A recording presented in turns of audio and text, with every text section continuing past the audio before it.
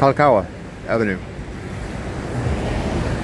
Spiritual attack and I guess supernatural experiences in general, or what would be considered supernatural experiences, for the most part, are much more subtle than you think they'd be, in my experiences. I mean, I've had a couple weird ones that were a bit out there, but for the most part, they're very subtle. They're so subtle that sometimes you'll miss them and not even know they happened. For myself, I described that kind of thing when having some of the stuff I've had happen where I don't recognize that it was even a supernatural experience until much later.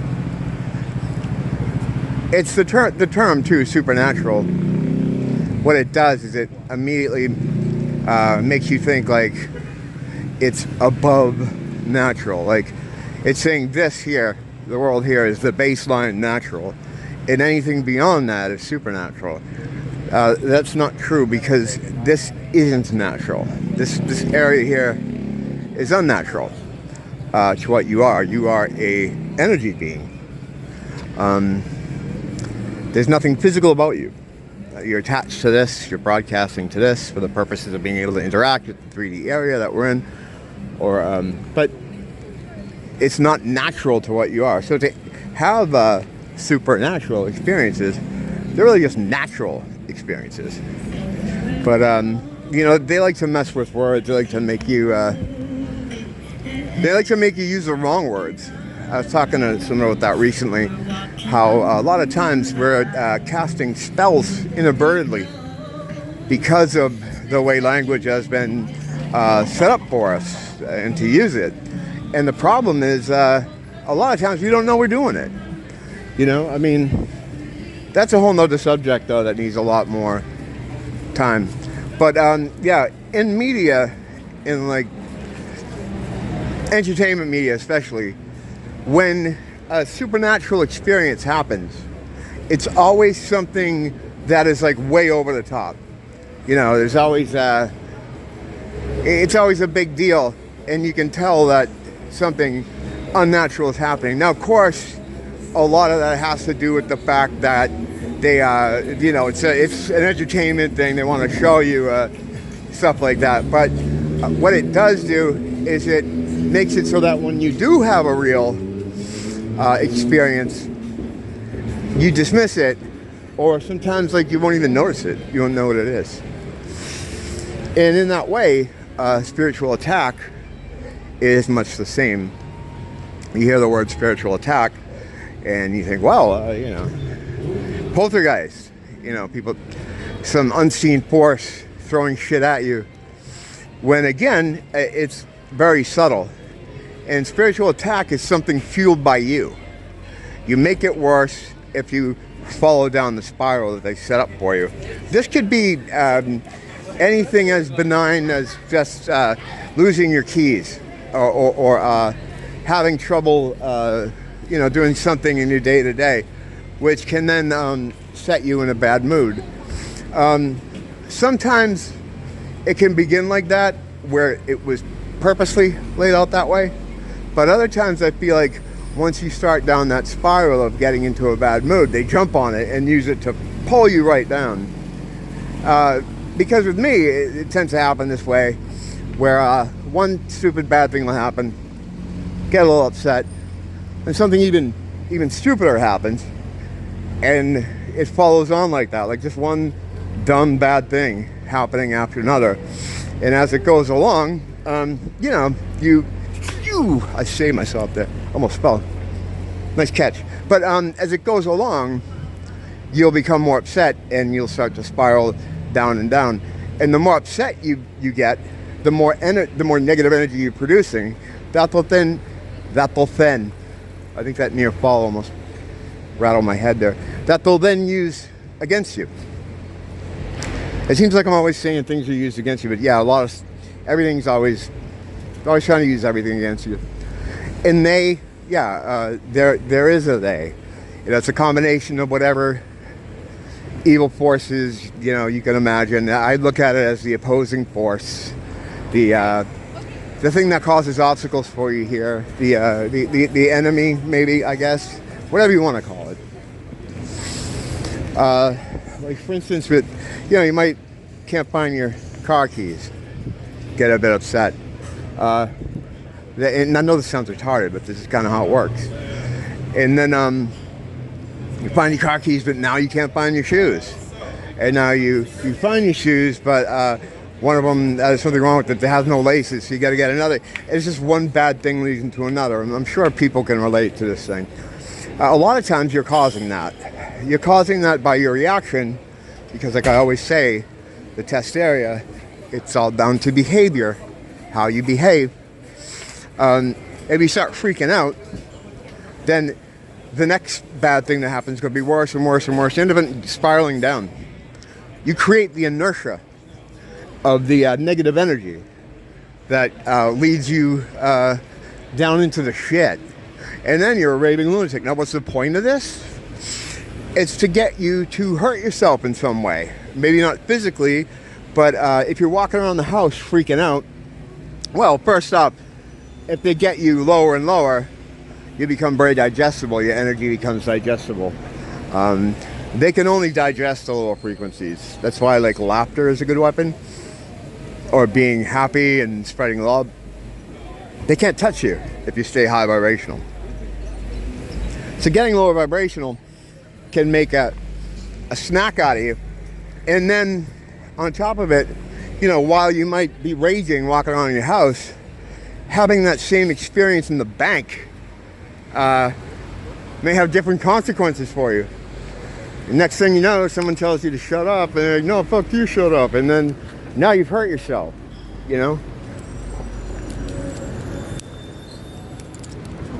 I don't mean in the sense that you're going to have a physical altercation or something, but you've hurt yourself in a sense that, you look like a fool, you look like a crazy person. I've, been through this million. That's spiritual attack. Very subtle. Very subtle. And you create the inertia by getting upset about it. So what I like to do is when the first bad thing happens, I'm like, all right, chill out. Think of all the good things you have. Think of your life. Think of it. And just try not to let because it's always something small. It starts out with something small. Like the old saying, it's not the big things. Well, this isn't the old saying. I'm paraphrasing here because I don't know the actual saying. But it's not the big things that really do you in. It's the little things that will send the man to the madhouse. And it's true. It's the little things that end up cracking you. You can take a lot of mental punishment, mental anguish in a lot of different areas. You can stow it. You stuff it. But then that one little thing happens, and then it all comes out. And yeah, it's the thing about spiritual attack is they know you're out there. They know you're there. Because once you become spiritually aware, however that happens, however long that takes, whatever way that takes shape, whenever you have the understanding that, oh, there's a much larger thing happening here, and it's actually a struggle, against an opposing force to try to degrade your divinity, right? So once you realize that, or figure that out, you appear on the board like a game. Like you'll appear like, boop. Now they can see you. Now you're on the radar. They know that you've entered the chat, right? And when this first happens to you, and you can hear this from a lot of people, almost right away, you'll have some kind of attack. You'll have some kind of series of events happen to you that I'm kind of describing, right? And what that is when you appear on the screen, when you appear as a player, right? It's almost like when you cut yourself, you get cut.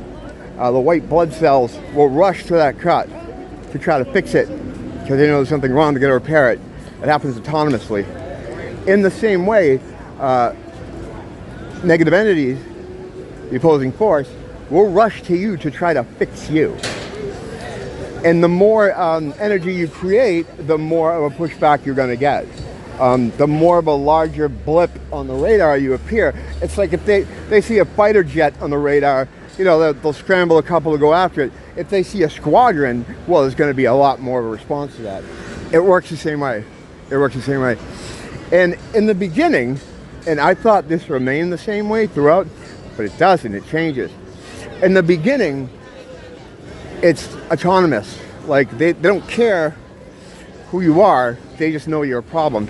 In the same way, like, if I cut my body somewhere, white blood cells don't go, oh, Jimmy fucking ripped his hand open. We got to go fix that. They just know there's been a wound, and they're gonna go right to it. There's no thought process there, of course, because, well, I mean, your white blood cells, I don't know how much sentience they have, but the point is, it happens anonymously and autonomously. They don't really care who you are. As things go on, they begin to get to know you. And they get to know you fairly quickly. When I first had my experiences with a friend of mine over the summer of 2017, I couldn't figure out what the fuck was going on. Because we're always being approached by these people who seem to know a lot about us. And to the point where it felt like they had all been handed a script. I couldn't figure it out, because at this point, you know, I'm still agnostic. Even though I've been studying and researching occult stuff most of my life at a hobbyist level, I still wasn't all in on the God thing. I knew there was some kind of thing, but I didn't know what it was. Even when I found myself dealing with demonic entities, I still didn't think, well, God's real. That's how bad they got you with the programming and the thoughts they have in your head about the divine or having a creator. And that is, I mean, there's a lot of things that feed into that, as far as, science does a good job of trying to keep you from thinking any way like that at all.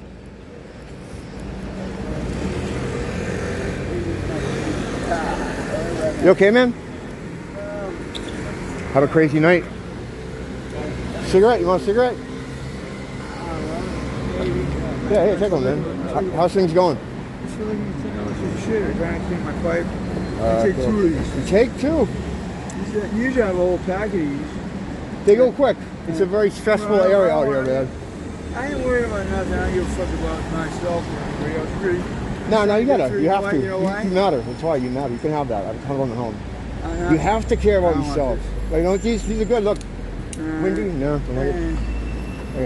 Maybe you're right. Yeah, just hang on to it, because if it's windy, the thing is, when you stop caring about yourself and other people, it all goes down to fucking shit. I'm pretty selfish, right? What's that? I'm pretty selfish when I do that. You don't have to be. Everybody's pretty selfish. I mean, come on. I mean, yeah. I mean, do you know what $10 in the shit is meant to you? Which one can one of these motherfuckers are his guy? Yeah. No, I understand what you're saying. That's kind of the vibe, unfortunately. You know? No. It's just the right. This guy right here. Yeah. I gotta ask guys if this means to the right. Yeah. No. Yeah, no. A lot of people leave a mess. Right here's a lot of tourists. Yeah. A lot of tourists, a lot of wealthy people, a lot of fucking good luck. I gotta go pee. I'm not gonna smoke this. I'm gonna say. All right, man. Hey, have a good night, man. It's Dirk. Dirk, Yeah, you don't have to be selfish, man. You're important. You are. We're all important. We're all children of God, man. I know you from back when I used to come over here and see Dirk Monday. Oh yeah, really? Oh wow. Good, man. Yeah. Back then, just seeing you and that whole scene, it's changed a lot, man. It's changed a lot. It's like a whole different world. Have a good night, buddy. Yeah, take care, Jerk. Take care, man. I thought we might have had a live one, but we didn't. I saw him like throwing punches and yelling at the sky. So, I go where I think they are. But again, did it take off because I went over there? I don't know. I think I caught a little bit on camera before I approached him. His behavior. I don't know if you saw any of it, but it looks pretty standard demonic shit. And then when I got to him, boom, gone. But I've, and sometimes you've seen some of this on episodes here. Episodes. you've seen it like where you get over to them, and well, when I get over to them, by the time I get there, they're gone. They used to talk to me all the time. I was just saying that before I got into it. It was like they had a script, and I remember saying to my friend, like, are they having a meeting at night, a stalking me and you meeting, where they're getting together? I mean, it sounded crazy, but I wasn't thinking in terms of like some demonic thing or supernatural thing, so I couldn't figure it out. You know those police briefings where they sit and they, tell it, all right, everybody have a good night out there tonight, blah, blah, blah, this and that. That's the only thing I could envision that was happening, because I'm like, how do all these people say the same things, have the same kind of, like a script, not like your regular NPC script like a lot of these people have, but like an actual script that was particular to me and my friend. And there's a reason why they were trying to break up me and my friend hanging out at that point in time. We were both going under the awakening process, sharing information. That is like how I use the example of the fighter jet and then the group of fighters. That's like having a battalion out there on the radar that's going bang, bang, bang, bang. So it was like we'd get one guy after another coming up to us, trying to separate us in a myriad of ways. I'm going to get into that. I know I've been saying that for like 2 years, but I'm always waiting for my friend to come back to back me up on the story. But the thing is, like, I don't know. You either take my stories and you believe them, or you don't. I can't make anyone think anything, I just hope that, maybe if you've been watching me, you kind of know what I'm about. I'm not like a tall tale teller.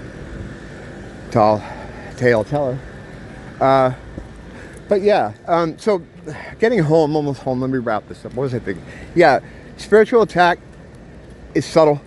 It's something you got to watch out for. And what you want to do is you want to try to turn it around almost immediately. As soon as you see things like going bad, you gotta grab that stick and just pull out of it, or else you're gonna keep going down and down and end up in the shit. You don't want that. And keep your eyes open, for things, because sometimes what would be considered supernatural interactions aren't always like, you don't have to see the ground open and a fucking guy jump up on fire to make it a demonic interaction. It's way more subtle. Generally, there's always exceptions to the rule. We talked about some here, and we'll talk about them again. As I go on, I realize it might not be a bad idea to bring up some of the old stuff, because, I mean, those were got like 12 views, some of those older ones.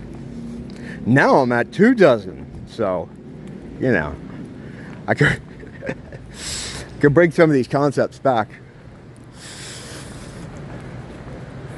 God bless us all. We need it these days. Don't blame the teacher. Don't blame the school.